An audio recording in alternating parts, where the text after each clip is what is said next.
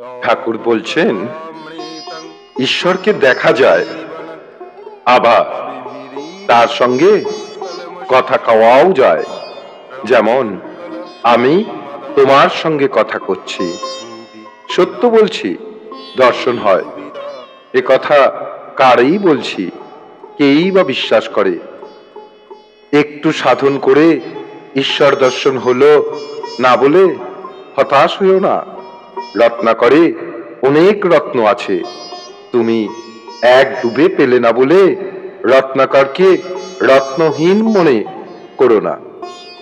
মন মুখ এক করাই হচ্ছে প্রকৃত সাধন।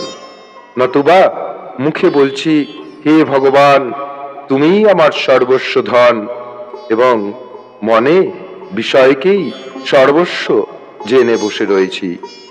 এরূপ লোকের সকল সাধনই বিফল হয়।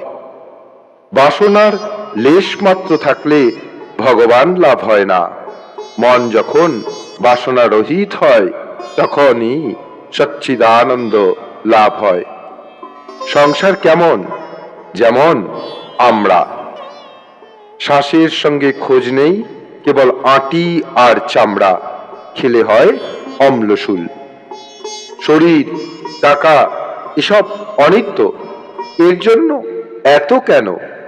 গীতা পড়লে যা হয়, আর 10 বার গীতা শব্দ উচ্চারণ করলে তাই বুঝায়।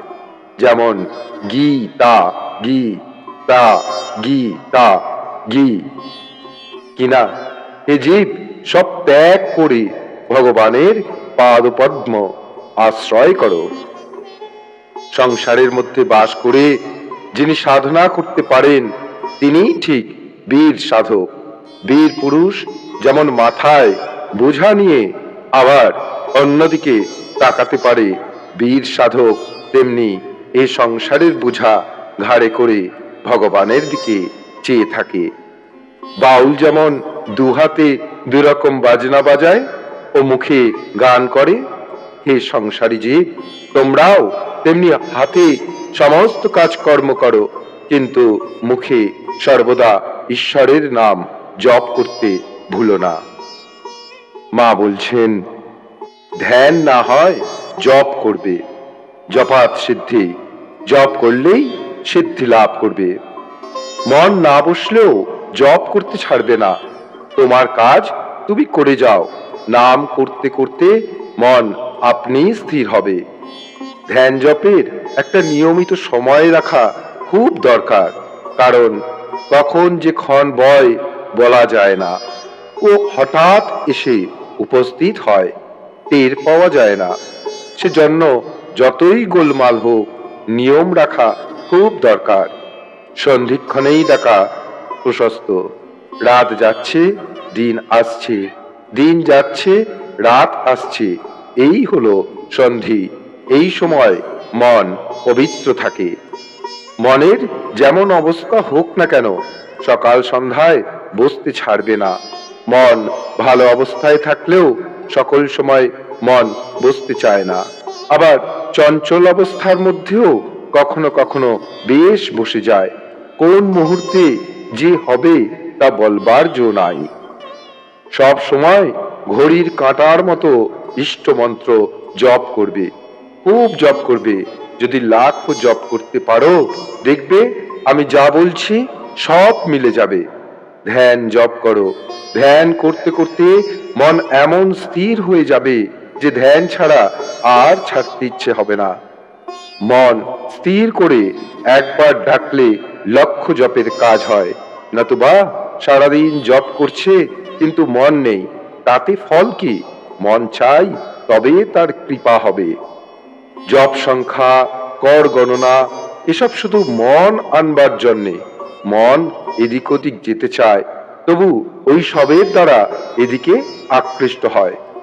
যখন জপ করতে করতে ভগবানের রূপ দর্শন হয়, ধ্যান হয়, তখন জপও থাকে না, ধ্যান হলো তো সবই হলো।